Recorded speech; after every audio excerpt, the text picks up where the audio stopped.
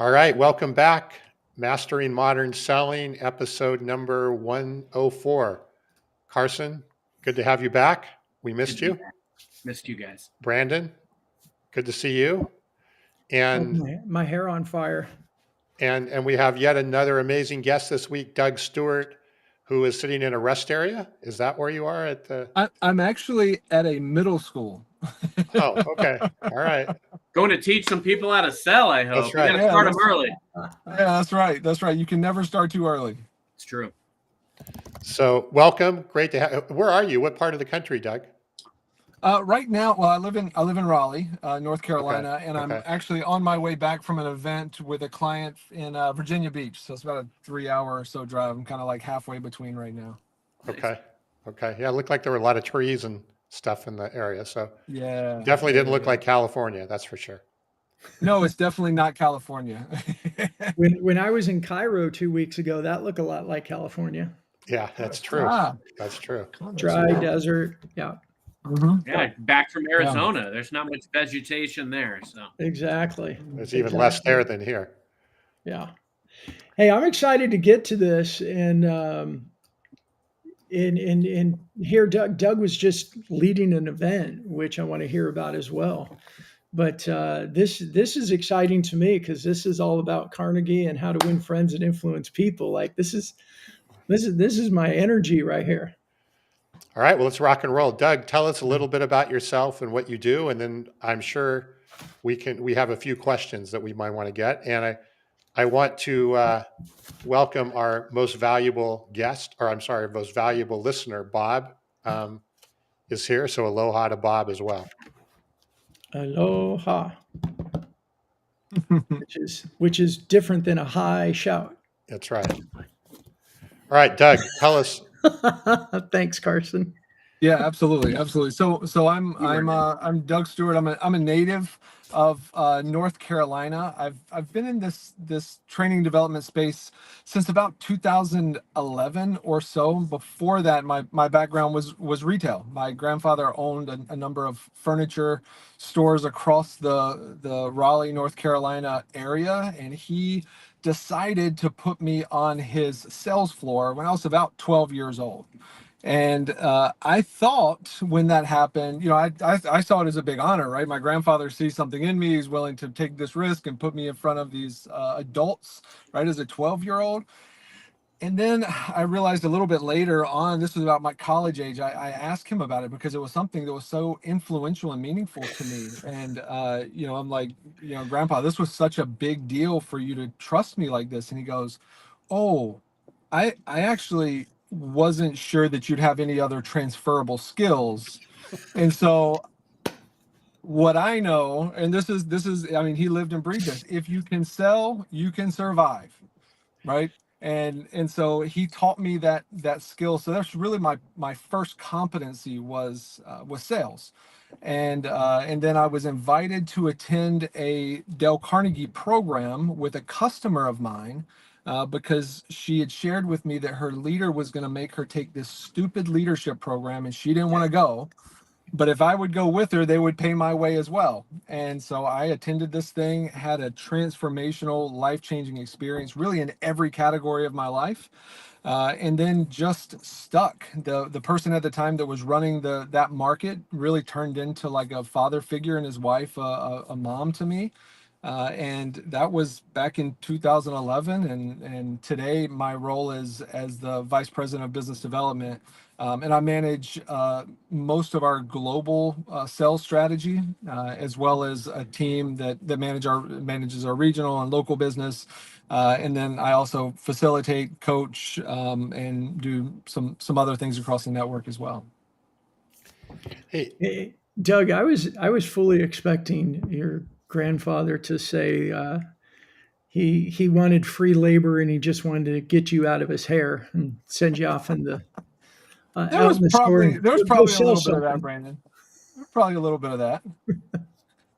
So, Doug, when you went to the original workshop, which was 2011, right? What That's was, right. and I know there was probably a number of things, but what was the maybe one or two things that were those butt kicking, life changing realizations that you had? and then what happened after that? You know, I've always been skeptical of the types of sayings like, if you build it, they will come. When the learner is ready, the teacher will appear. Like those sorts of things have always felt like a little like airy fairy. But in this case, I think it really plays out, because when I attended that first program, it was at a time in my life when I really desperately needed community. My wife and I had just left the family business, and unfortunately, this was after my grandfather passed. And unfortunately, the the thing that we were told by other members of our family was, if you leave the family, or if you leave the business, then you leave the family. It's your choice. Right. And we knew that we Wow. weren't meant to be there. And it feels very like mob sort of thing, you know? You were a main And, man, yeah. yeah, that's right. And we knew that that wasn't what we wanted to do for the rest of our lives. And so we rolled the dice. And so my wife, I left the family business and took an entry level job at a company called Tempur-Pedic.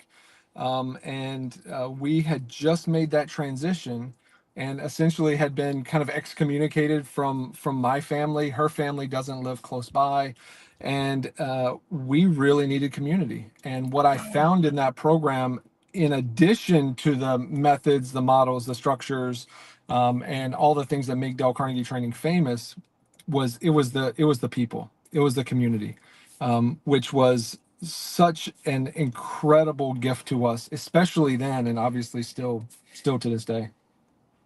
Wow, that's an amazing story. I love it. And it reminds me also, and Doug and I have spoke about this, that as much as I love the book, I've consumed the book. I read this book over and over. I've never been to a Dale Carnegie event, which is probably one of the biggest mistakes I've ever made, especially listening to Doug's story. But I will be with Doug in 2 weeks at a Dale That's Carnegie right. event up in Raleigh. We look forward yeah, to your that's right. report. That's right. Transformational, I tell you already. Haven't I even been can't there tell you yet. how many times I've recommended that book to people, especially people that I've coached, and how important it is to truly earn the right to influence. Just the way that it still, we talk all the time, Brandon. You've got your statement about how the more things change, the more they stay the same. That is one fundamental truth of sales that will never go away. Mm-hmm. Yeah. So Doug, tell us a little bit, as VP of Business Development, kind of give us and the audience the pitch, right? Like why do mentorship? Why do the coaching? Why get involved with this? How is that going to help you? Let's kind of go through the process.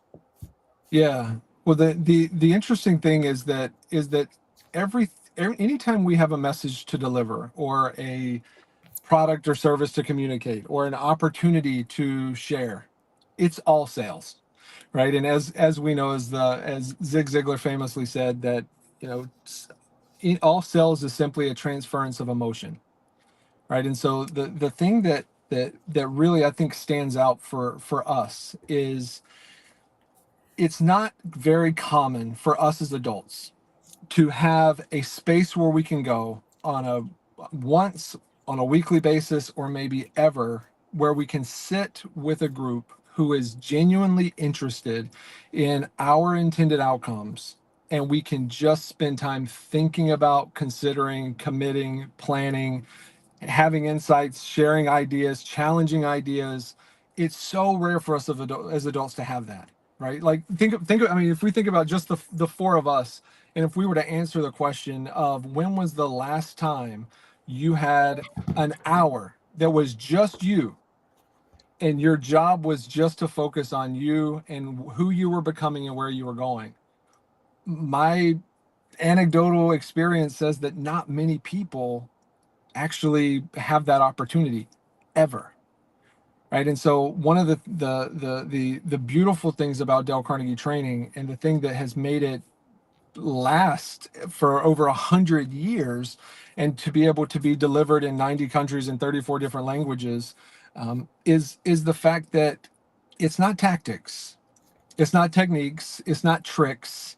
It is based solely in human nature. And the biggest distinction is that the things that we commit to and the Dale Carnegie principles that we commit to be a demonstration of aren't things that we use on other people for our benefit. These are things that we use on ourselves for the benefit of others. And the byproduct is we also get to benefit, right? And so being able to make that distinction between what is simply knowledge transfer and what is true, applicable, tactical, tangible skill development is really the differentiator for us.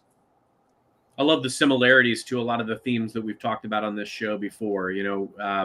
Whether it's the building community and the importance of that piece, all the way to just some of the fundamental elements of the relationships that are created, the transfer of emotion, the earning the right to influence. I love how the fundamentals are so grounded in what Doug just said.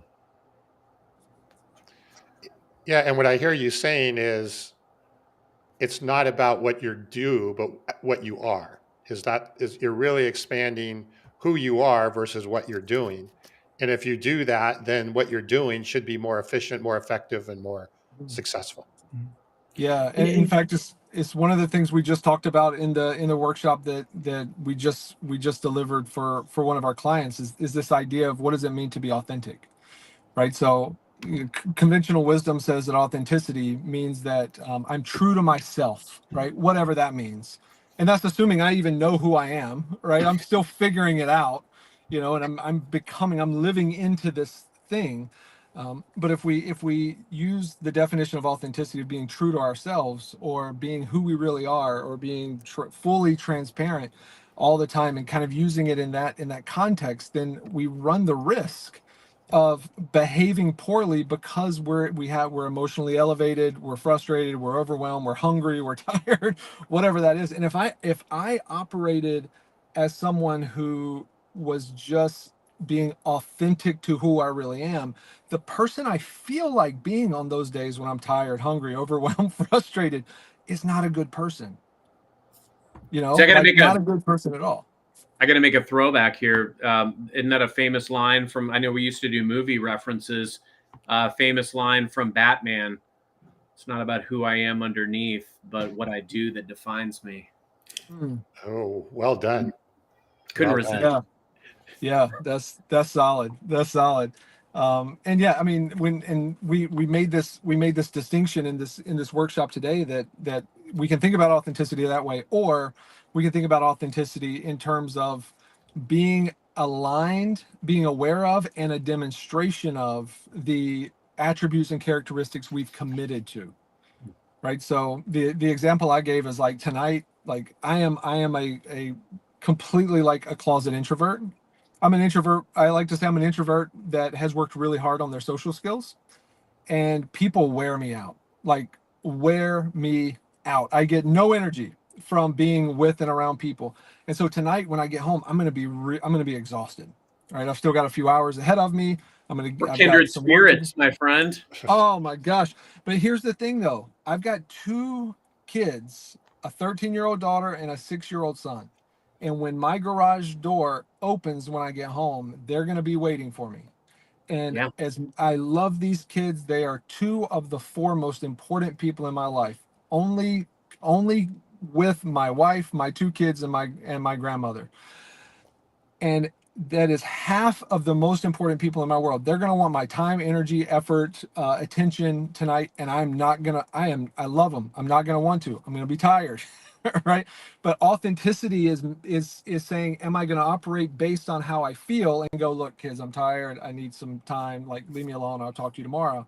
Or am I going to align and be a demonstration of the characteristics that I've decided to be, which is the type of father that gives time, energy, and effort to his kids, regardless of how I feel. Authenticity has so much more to do with us doing the hard thing, especially in the times that we don't feel like it or it's inconvenient, right? And so that's the demonstration part that really is a distinction between, do I know it, do I believe it, or do I embody it? You know what I like about that too is the topics that we've talked about on the show. We've talked about sales skills, strategies, techniques. We've talked a lot about consistency. I'd say over the last couple of months, guys, we've been talking a lot about, and maybe we haven't used the word, or probably we have used the word authenticity, but we've talked more about knowing yourself, like figuring out your own, as Christy said, know your shit, figure out who you are and all that. And I think this authenticity, at least the way that you're defining it and you're speaking about it, is really plays into that. Like, prospecting is hard, but you've got to do it, and you've got to create systems for consistency, because if you're not prospecting, your pipeline's going to be empty. And if your pipeline's empty, you're not going to hit your goals. Then you go all the way back and start over. And if you don't continually prospect, your pipeline goes like this, and your revenue go like, all this stuff comes into play. Really, to what you just said, is so often, I think, especially in our US culture, we act the way we feel and then justify it, like, well, I was tired, or I was hungry, or I just didn't feel like it, so I didn't do it. And that discipline of getting to, I think what I hear you saying, like taking the time to clearly define who you want to be, and then acting accordingly and keeping yourself accountable, and having mentors and community that, in a loving, kind, every now and then smack you alongside the head way, are keeping you accountable to it. I mean, that's kind of what I heard in this, in a bigger picture of what we've done on the show before, and what Doug's saying here. Does that sound cohesive to you guys? Yeah, I mean, I think, look, I think a lot of times as salespeople or as sales leaders, we show up with a person, a customer, a group, a team, and we purport to be something, right? The proof's in the pudding. We've got to deliver that. It's great if I show up and I tell a customer that I'm in it for them and I want them to win, but your actions are going to ultimately dictate whether that's true or not. And I think it's all the more important that, especially when we're working with a customer, I like to put some of my cards on the table. If I'm going to earn their trust, and if I'm going to earn the right to influence them, I'm going to have to show them some of my cards, and that, look, these are the things that matter. I need to understand your things that matter. I need to understand, what do you want your legacy to be? I asked a customer that a couple of weeks ago, and I was like, you're new to this role. What brought you here? What do you want your legacy to be? These are the things that matter to my team, my organization. Are there synergies? Are there ways that we can work together? And let's be honest about what's possible and what's not, because neither one of us have the time to go down a path that is going to waste cycles for either one of us. So I think that's really important, is to be able to, we're going to show up and we're going to purport to be something, but you've got to make sure that you keep showing up that way and live your values. Doug, what you said too about, like, the second I walk out that door here in a couple hours, I'm immediately husband, dad, and I can't let my exhaustion show. And sometimes I do, but I want to be there with and for my kids, and someday I'll get some rest.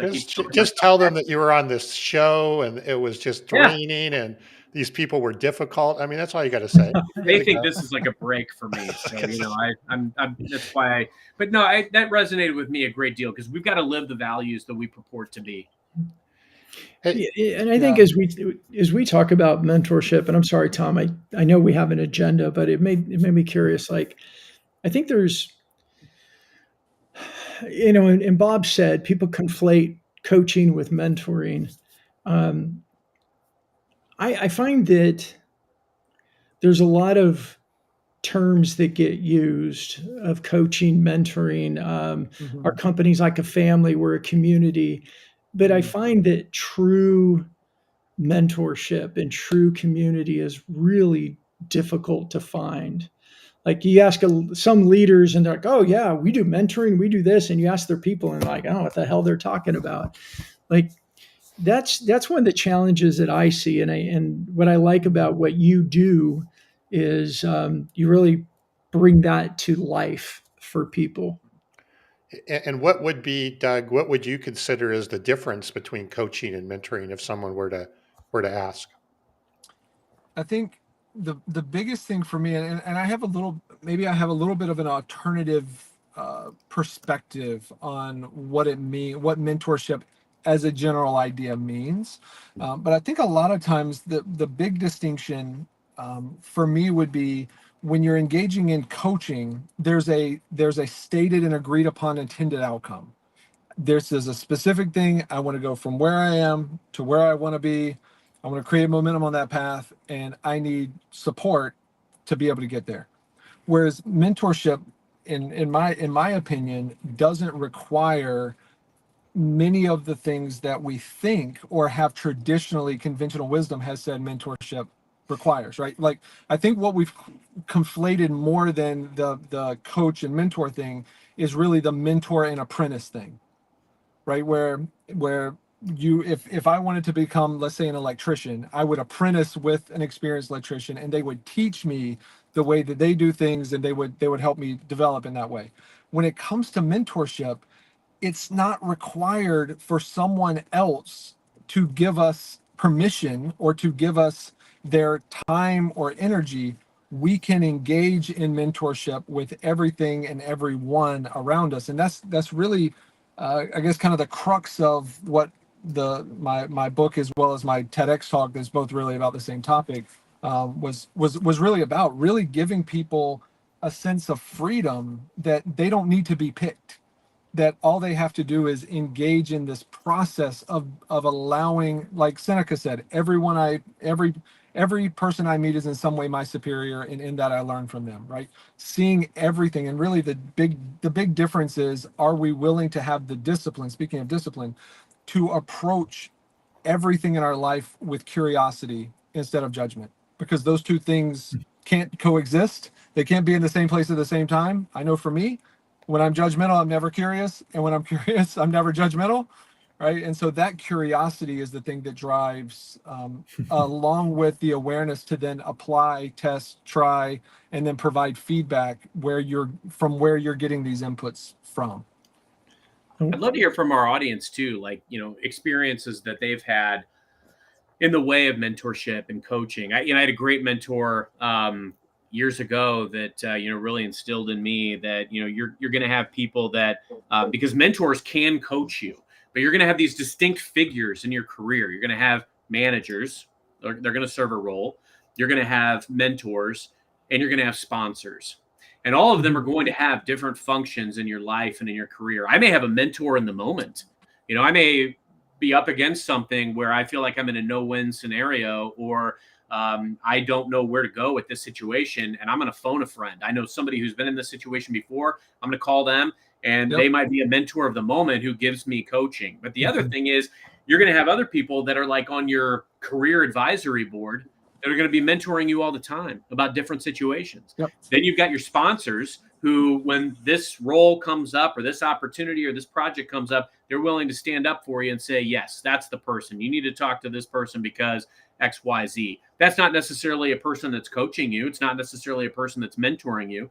And a manager, ideally, they will coach you, but they're not always your mentor either. A lot of times, my mentor might be somebody else. But I have had great managers that are also mentors. And I think that's why it's so critical. When I was pompous and arrogant in my 20s, I always prided myself in, I've never had a mentor. I've never had any of that. And when I look back and I realize, it's like, first off, I wish I could go back and kick that guy.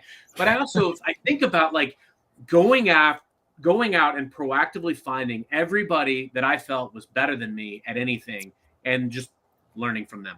That has been the most impactful element of my entire sales career. I can go out, I can listen to Doug deliver something, Brandon deliver something, Tom deliver something. I can assimilate that into my arsenal after hearing it delivered once or twice, and then I can go forward better. That's what I think is so important about mentorship. What changed my perception, because like Carson, probably a whole lot worse. I was arrogant. I was Carl joined us. It must have been like the bat signal that we said the word curiosity, and Carl jumped over. He came over to chat with us as a curiosity coach. But I think when I was younger, arrogant, I was an entrepreneur. I had one job after grad school, and then jumped into entrepreneurship and felt like the weight of the world on my shoulders, and it was really, really difficult for me to ask for help. For a long time. But I had a coach tell me one time, because I was doing things like I'd read a book and be like, I've got to take everything from this book and apply it. And then I'd read the next book and go, I got to take everything in this book and apply it. And it made me think of it, Carson, when you were talking, is that he said, Brandon, whether you listen to someone talk, you read a book, you listen to a book on tape, yes, cassettes, tapes back in the day. He said, just see what the one main nugget was that stood out to you. Like a gold piece of nugget. It's really small. It fits in your pocket, but that little nugget is extremely valuable because it's solid gold. Don't try to take the whole gold mine on and feel like you need to go mine the entire thing. Just find that one little nugget, stick it in your pocket, know that it's valuable, and start to apply that. And that made a huge difference for this young, arrogant, broken, pain in the ass entrepreneur back in the day. There's a couple things that I've gathered. One is that Carson and Brandon were arrogant in the day, and I was always so humble, but that's all right. But what I'm hearing you say, Doug, is first of all, this mentor thing requires a mindset approach. You have to have a mindset that you're willing to accept help. Carson and Brandon, what you were just saying. I think I'll just pop up Marie's comment here, right? She says, I call others all the time and lead others to others when I recognize I can't help, right? And I think we struggle sometime with doing that, with calling others or reaching out to others because we're going to be burdensome or we're going to, get in their way or interrupt them or whatever. And I'd love your take on this, Doug. As I started to think about it, most of the time when I've reached out and asked somebody for help, they're excited and they're willing and they feel better. It's actually it's to your point, Carson, it actually gives them energy along the way. Do you see that to be true? I mean, is that an accurate observation? Without a shadow of a doubt. In fact, one of the things that we end up talking to, especially young adults, late adolescent, young adult, and even early career, is when the question is asked, how do I find a mentor that'll help me? The answer is always, what are you doing right now? Because mentors are always attracted to people who are already on the path, right? Mentors do not want to, the ones that we want, though, the ones that will actually be useful and helpful for us, will not pull us across our own finish line. They won't get us up off of our own sofa, right? They will join us, but they will not find us and pick us and beg us to go on the journey, right? And so once people have momentum and they're already doing their work, and I think the commitment, speaking to your comment, it's really a matter of ownership. As an example, when we talk about how to engage with a mentor to get the most out of that experience, one of the most, I guess, surprising pieces of suggestion that we give is to never ask for advice. Mm-hmm.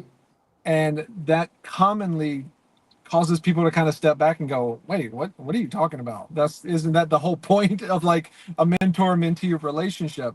And the challenge with advice is disembodied, right? And advice is oftentimes is in concrete in the place and time that it happened, right? So as an example, if my daughter, who's 13, in a couple of years asked me the best way for her to get a job in high school, I would go, well, it's easy. You get your resume together, you take it down to Kinko's, you get it printed, and you get a couple of them printed, and then you go around and you hand them out at local businesses. And the reality is that's not the way that it happens as often anymore, right? And so I could give really bad advice, even though it worked exceptionally well for me. Not to mention if my daughter has a different personality, a different style, some different predispositions, or she's a different generation, she's a different gender. So there's things that may have been effective for me that wouldn't be effective for her, and vice versa. So instead of asking for disembodied advice,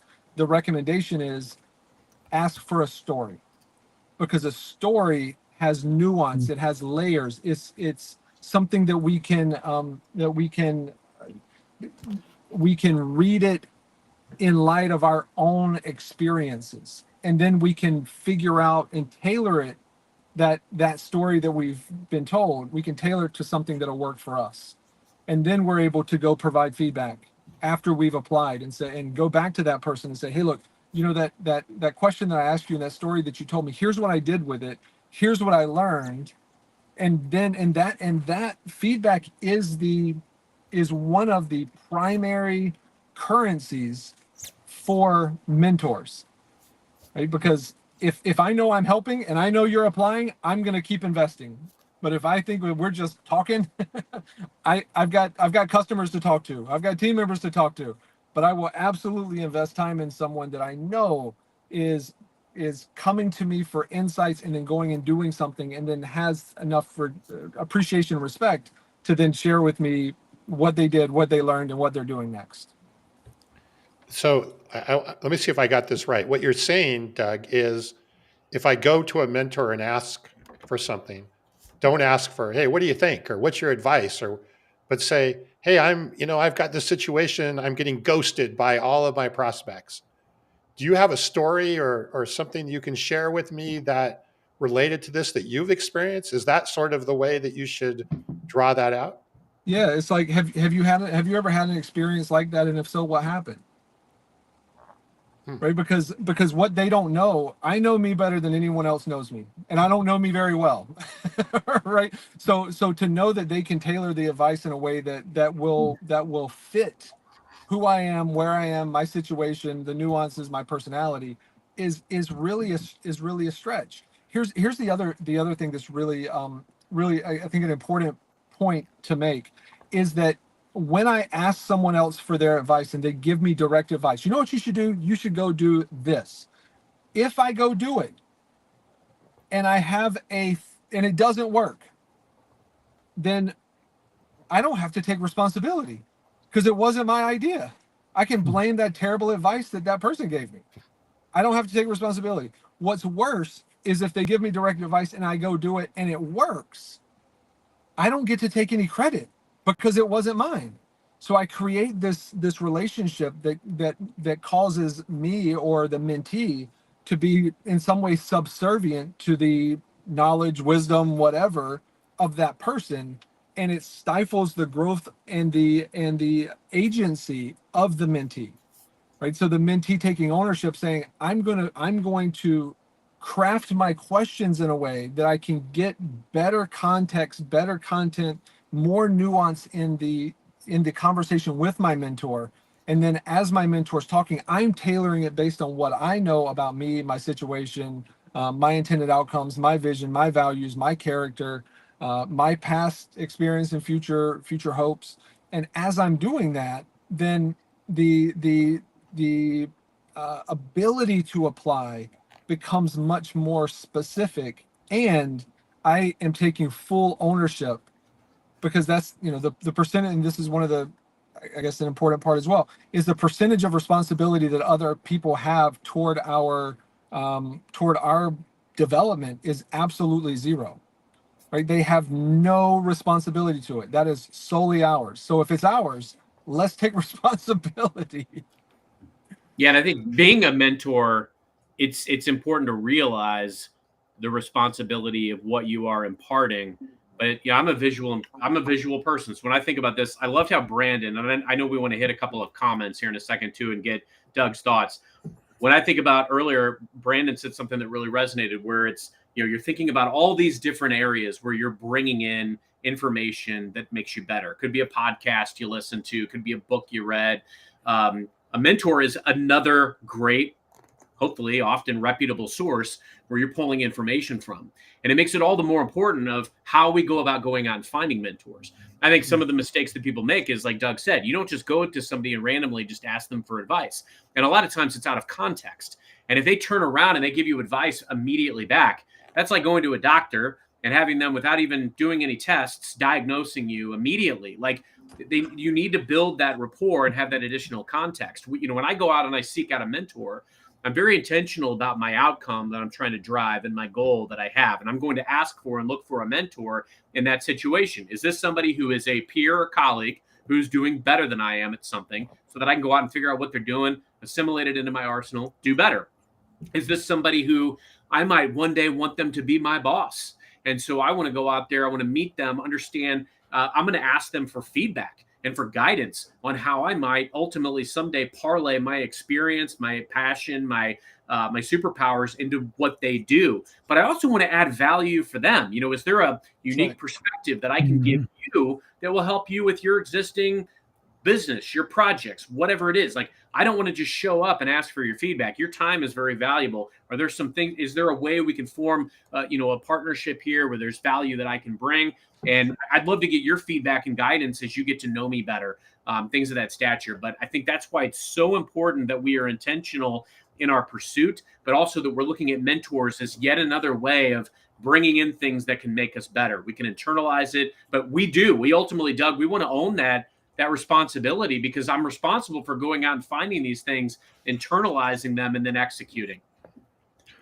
That's so good, Carson. And I mean, what I was hearing you say too is if we're out looking for someone to mentor us, the onus has got to be on us to show up the right way. And I think what I heard you and Doug both saying is that a lot of times people come in and they just say, tell me what to do. That's not looking for a mentor. That's looking for a solution. And you're looking for somebody. And as Doug said, if you do that and you apply it and it doesn't work, then you have no ownership. Like, I did what you said, it didn't work. And it puts you just in a negative cycle. Like, it sounds like the mentee side is a mindset, right? As well as the mentor side has to be a unique mindset. Either side can't be tell me what to do or let me tell you what to do. We got a couple of comments. I loved Carl's on mentors think easier to tame a zealot than raise the dead. I think that's a really good question and or a comment. And then going into Marie's next one, and I think this is a good question. And Marie, I don't know if it really is totally relevant about just being a woman leader. I think in general, others seeking advice and you making time for them. Like, what do you guys do? Because we can't give our time to everybody. And I think there's this perception that if people ask me for my advice or they ask me for time, I want to be a giver. I want to be a servant. So I give it. But I don't think we always have to say yes. Like, how do you guys address that? Was that to Doug, Brandon? Doug, go for it. Doug and Carson. Yeah, you. Maybe Doug's not hearing us anymore. I'll go for it. I was leaving a little space to hear you guys. I think that for me the answer for when we think about how do we engage in these types of relationships, and as a mentor, how do we pick? Right, especially the mentors that we want most are usually the ones that have the most limited time, right? And I can thinking about my career now and the responsibilities I have as a husband, as a father, as a member of my community, my family, my team, my organization, and then my own ambitions. It doesn't leave a lot of time, and I'm not sure there's a great answer. But what I do know is if I am going to stretch my time, it's going to be for someone who's already doing the work, right? It's going to be someone that is pursuing me, not the other way around. And as I think about me as a mentee, the most successful mentee-mentor relationships I've had with my mentors are always the ones that I'm in pursuit of them. I'm not waiting for them to pursue me. And they have the full opportunity and right to go, like, buzz off, man, like, leave me alone. And that's their prerogative. Fortunately, it's not really something that's happened very often. And I think the way that we decide is based on what we think our return on investment, our time investment with that person will potentially give. Will this person actually apply?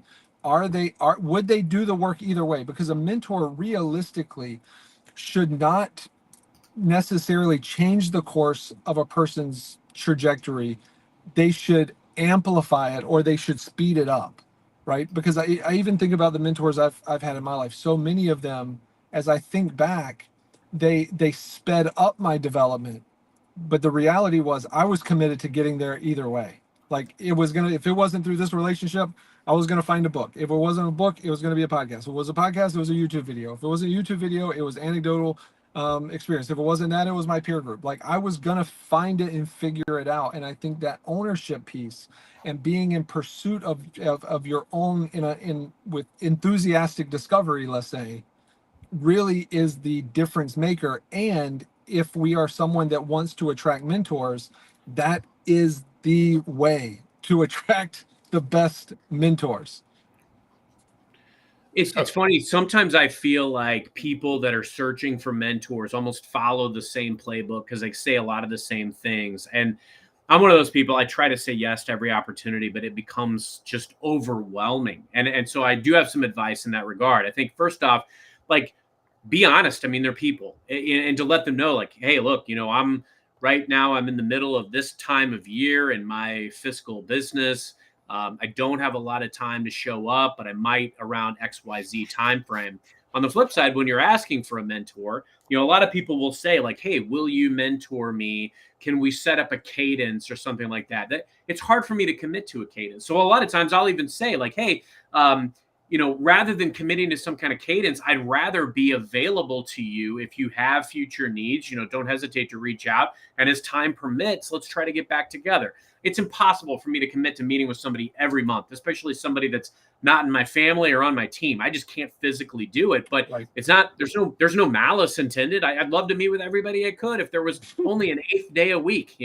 So be honest about your limitations. Furthermore, being able to maybe redirect them to other resources. Doug, you kind of hit on this too. Like personally, if I can't get the person to mentor me, I'm going to go find some resources here or there. I'm going to find that podcast. I'm going to find that book. It's also helpful to direct people in the same way. I've had very impactful conversations where people have mentored me, where they've given me book recommendations. I don't need to talk to you 10 times a year. You give me a couple of book recommendations once a quarter. I've got homework, man. I can go out and I've read so many books this year that have been recommended to me by other people, like First Break All the Rules and The Score Takes Care of Itself. And I mean, the list goes on and on. And these are making me better. And I attribute it to that mentor that they didn't have to have like a weekly conversation with me. That's what made me better. And then the last thing I would say is like really making sure that you're, setting boundaries for, when and where this is going to be able to happen. I think that's the key element. When I'm going out looking for a mentor, I've got to be realistic in that some of these big prize mentors that I may be seeking, they may be in high demand, to Doug's point. And so being able to understand the boundaries that they may set on me and to be realistic when I'm asking for something. But on the flip side, as a person who mentors a lot of folks, to be able to say like, hey, it may be a quick LinkedIn message that we're able to exchange. There's a lot of people that I've mentored over the years that I don't talk to as frequently anymore, but that relationship is always there. And so I think just being realistic with the parameters of the relationship is super crucial. Yeah, I think as I've gotten older and maybe wiser, definitely busier as my kids have gotten older too. If I get asked about my time in any way, whether it's more of a mentor or could I get 30 minutes or something, I actually ask several questions up front. And I want to make sure that they've got a focus, that if I'm going to give them 30 minutes, I want to believe that they've thought through it. Because if they're just willy-nilly asking for my time, they're not going to show up prepared. It's just going to be a chat, and it's 30 minutes that I can't get back. Yep. So I mean, maybe I'm being a jerk. Maybe people don't like it, but as I've gotten older and busier, and same thing, right? I've got a team of 12 people now. I have a wife. I have 5 kids. I have my men's group that I spend time with when they need me and when I need them. Like I get pulled in lots of directions, and I like to say, like, what do you have in mind? Yeah. And I do it in general. I do it kind of open-ended like that because I want to hear if they've thought through this. Do they know what they want? Are they focused? Because if they're not focused, I'm sorry, but I'll respond with, why don't you, if they go, well, I just like to pick your brain. Great. I appreciate that. However, when you've got to focus and you really know what you want to accomplish, I'll be glad to make time for you, but I don't have time for my brain to be picked. And, Yeah. and again, I don't want to sound like a jerk. I just, to what I think Doug, you said earlier, or you guys have all kind of said, it's like, I love helping people who have something specific to accomplish, and I love to be a part of it. But if it's just here, and then I've taken that advice, like, and I've been spending more time talking with Mark Hunter, and I realized in one of my conversations with him, I was asking, like, he's been offering, and I asked for something. I went, oh God, if I was on the other side of that, I would be so unimpressed. And I was like, hold on, let me take that back. Let me gather my thoughts with what I really think I need and put a little bit more thought to it. And I'll come back to you on that, because I realized what a lame mentee I sounded like by just being like, hey, can I pick your brain? Or, hey, could you talk to me about this? So that would be my advice, whether you're on the mentee side or you're on a mentor side, is your time's valuable. Make sure they put some thought into it, and there's a focus, there's a purpose. But Mark's the nicest guy in the world, so he probably didn't mind. Yeah. You know what I love, Brandon? Like, my thought process is going toward, like, what's the right, like, checklist to be able to, or kind of questionnaire to almost go back with folks. And I would agree with you. It's almost like, what's the desired outcome? Like, you can ask me to pick my brain, you can ask for a mentor relationship. What's the desired outcome? Marie made a comment in the chat about, I make time by sending others to another contact. So valuable. There's so many times where it's like, people will reach out to me all the time, and it's like they want to find out more about my organization, my team's culture, things of that nature. I don't have an opening. I would love to get to know them, and they're on my radar now, but I may send them to somebody else who I trust on my team to have a conversation, get them on their radar too. And now I'm doing them a service by sending them to that other contact. And that's why it's critical to understand what that driving force, that desired outcome that they have is. The other thing, I think one of the reasons why a lot of times I try to say yes as much as I can is it's painful sometimes when people get the wrong impression. I've gotten people that have reached out to me, like on LinkedIn, and my LinkedIn inbox is flooded. And I've had people that have said, like, hey, I really want to talk about a job, in your organization and this and that. And it's like, man, if I had the time to respond to every one of these things, I would. But I've gotten scathing notes from people that have been like, you didn't respond to me. You never said anything about this. You're a beep, beep, beep. And it's like, man, I wish I had gotten to this. And I don't want that perception to be out there, but I can only control so much. And that's why I think it's key to be true to you, be true to your core, the family, your values, live them as best you can. And I think that's the end all be all. I mean, if you get a note like that, it's not who you want to mentor anyway, right? There's your call. Hey, I have a question for Doug here as we kind of get close to wrapping up. I want to go back to your story part that you were talking about, right? Is providing a story or saying, giving an example. Could that be applied? And as you were mentioning that, I was thinking, and Brandon, love your take on this as you kind of continue to grow your team. People are coming to you, I'm sure, all the time with questions and problems, and I need this and I need that. Are you better served to, rather than trying to fix the problem or give them an answer, just tell them a story and let them try and, in other words, being the manager, be the mentor? Is that a best practice or something as business leaders we should be thinking about? Yeah, for me, without a shadow of a doubt, it's something I shared earlier today, which is part of the parenting philosophy that my wife and I have for our two kids, and I think there's a meaningful correlation between that and a potential leadership philosophy, which is we never do anything for our kids that they can do for themselves.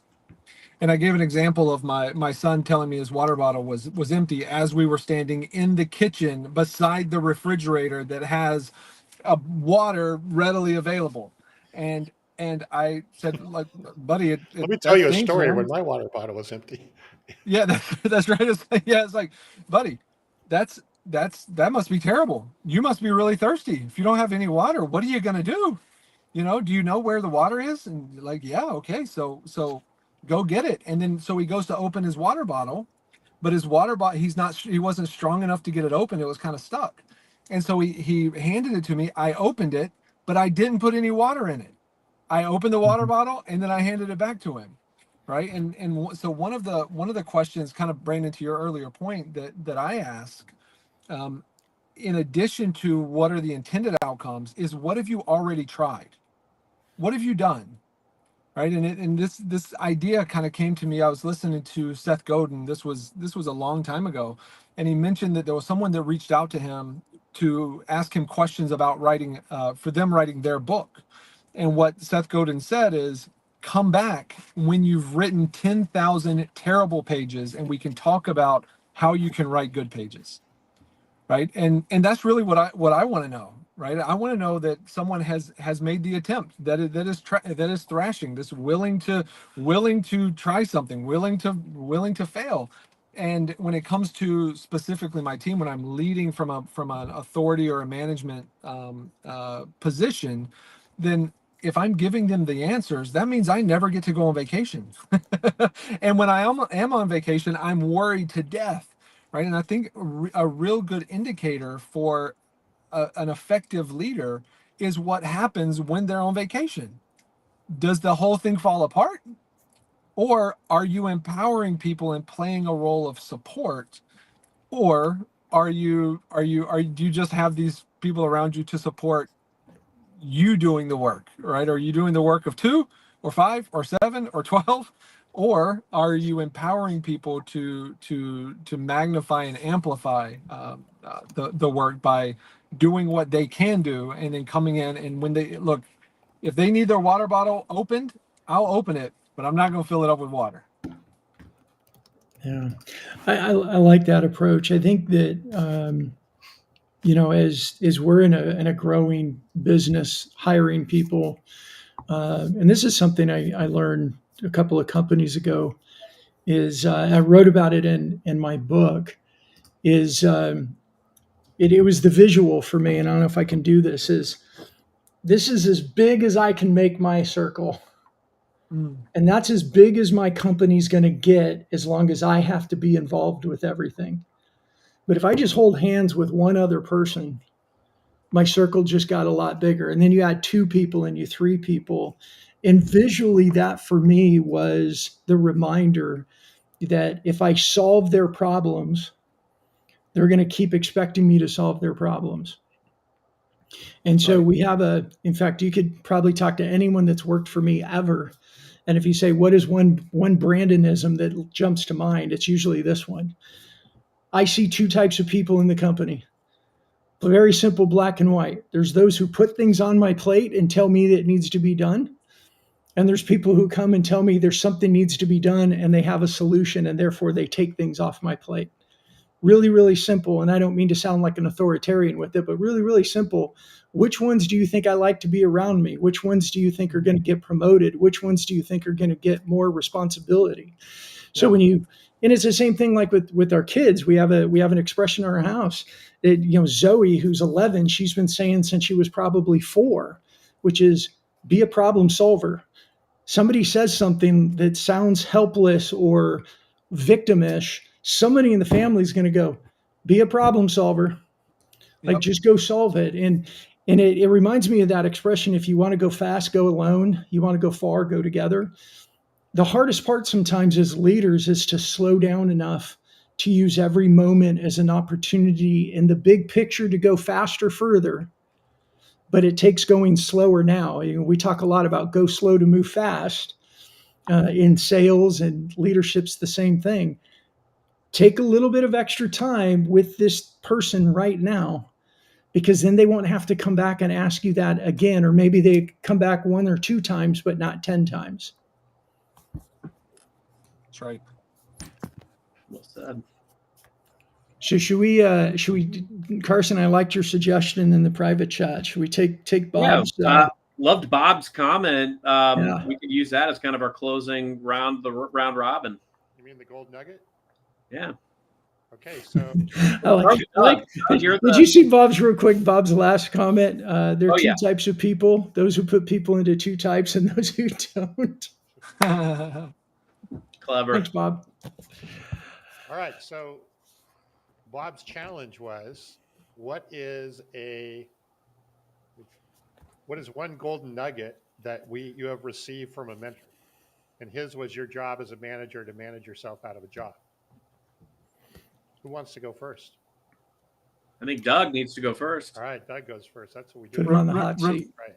Yeah, repeat the question for me. You broke up a little bit when you said it. It is, what is one golden nugget you have received from a mentor? Like one golden nugget, piece of, I won't say advice because I know we don't want to use that word, but guidance maybe is the right word, that was kind of a life-changing golden nugget. The first one that comes to mind is one of the first that happened in my career. So there was a vice president of a company that I was working for that I just wanted to be. I wanted to be him, right? He was in the position that I wanted. He had all of this like credibility and respect across the business. Like he was like the picture of who I wanted to become. And so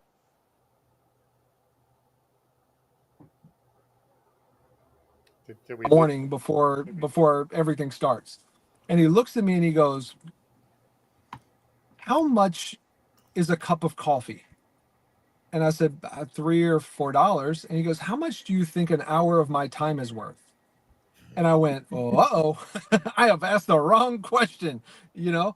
And so he goes, "Look, never mind. Meet me in the morning, 6:45 downstairs at the coffee shop." So I get down there. I'm like fear and trembling because I have no idea. I think this guy's about to just eat me alive, you know? And so he sits down and he goes, "What do you want to know?" And I was like, I aspire to be like you in a lot of ways, your role, the respect you get, and kind of name some other stuff. And I said, what advice would you give? This is before I knew to ask for a story. And to me, this was some of the most useful advice. Is he said, make sure that you are always aware of who hates you. He said, because we get preoccupied with the people that like us, but sometimes people like us because they like us. Sometimes they like us because it's convenient. Sometimes they like us because they want something from us. But the people that dislike you for their own reason. And the consistency for people that don't like you, it should be that the people that don't care for you should be the people that lack the integrity, that lack character, that maybe don't tell the truth, that want to cut corners, that want to do path of least resistance. And so if you're paying attention who doesn't like you, and there's consistency across what type of person that is, then it'll make it more clear for why other people decide to like you. So people with high values, high integrity, high ambition, there should be synergy. But when that group starts to not like you, then maybe it's because you're cutting corners, right? And I thought that was such a brilliant way to think about the people in our realm of influence is being clear, because not everyone will always like us, and there will be plenty of people that don't like us for reasons that maybe it's because we make them uncomfortable because we're outworking them. Maybe we make them uncomfortable because we're outperforming them, because we're putting in the time, because we're actually let's say dedicated to our families, or we're dedicated to our work, or whatever it is. And having that clearly for me has been one of the most important, I guess, pieces of advice or nuggets that I've received. Wow. Love That's that. good. Love that. All right, Brandon, you want to go next? Yeah, so Derek Wong has been my mentor for 25 years now. And he was a business owner, and so he's been in my life across entrepreneurship and being a husband, being a father. One of the things that he gave me that just life transformation for me. I was such a crappy husband when we first got married because I had no idea. Was my wife's feelings were true, whether I agreed with it or not. Mm. Were you guys hearing that Love that. echo? Were you guys hearing that echo? No. I'm hearing Hate your echo. Hate your echo. I would recommend everybody mute. Right. Are we echoing now? No. All right. We'll mute and then we'll go to the next one. I'll give you mine, and then Carson, you can wrap us up. So Yeah. I had a golf coach in high school, and when I started on the golf team there, I was really expecting the coach to really like coach me on my game, right? Show me how to hit a better drive or do all of things. And the advice that I got from, it was actually her who was as a golf coach. She said, I'm not going to coach you at all, right? But I'm going to make you accountable to work hard. And that's all that's all she really did, is made us accountable to work hard. And what I found is I wanted to work hard in order to please her and to please the result of achieving that accountability. And it's something that I've taken with me my whole life, is when I get in a situation, is like, sometimes you want help or coaching or whatever, but also looking at, am I working hard enough in whatever it is to even be accountable to that person if I was? And I think that ties into everything Carson and Brandon, you were saying earlier, but it's something I've remembered for, 10 years since I've been out of high school. Beautiful. 10 years. Beautiful. I'm going to make an I heard- ask. I heard that. Yeah. I'm going to make an ask. I'd love if all of our listeners put in the comments your best nugget from a mentor. I think that'd be super valuable. Yeah, we got one from BJ here. Mediocre people don't like high achievers, and high achievers don't like mediocre people. It's a great one.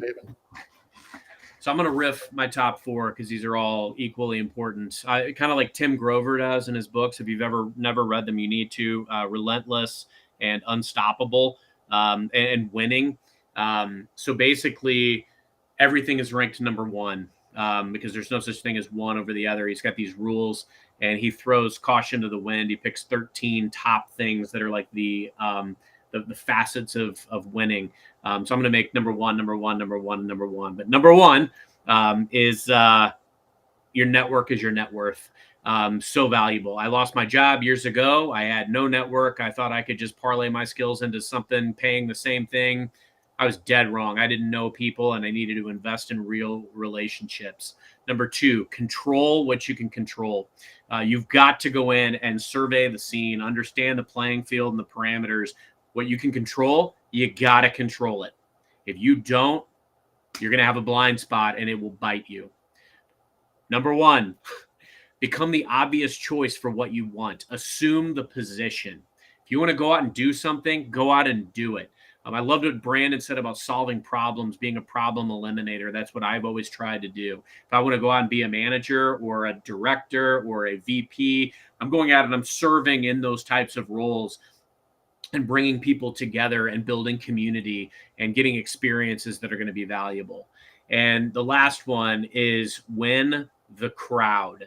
I realized a long time ago, I was very opinionated, and I would have a very dominant personality in certain situations. And I've had people say, like, look, man, you got to build consensus. You got to win the crowd, like they say in Gladiator. Give them something that they will never forget.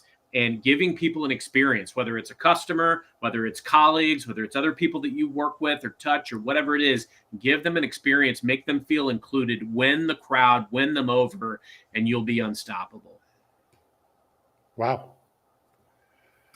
All right, Doug, we're going to let you get back on the road. Thank you for, I think we could talk all afternoon. Yeah, so it was That such goes an on honor your to be flights with home. the 3 of you. Thank you so much for the time and the space. Excited for the next conversation. Heck yeah. Thanks, Doug. Drive safe. All right, I sure will. Thanks, everyone. Carson, wrap us up. We'll echo our way out of here. Thanks everybody for being on, and until next time, happy modern selling. All right, thank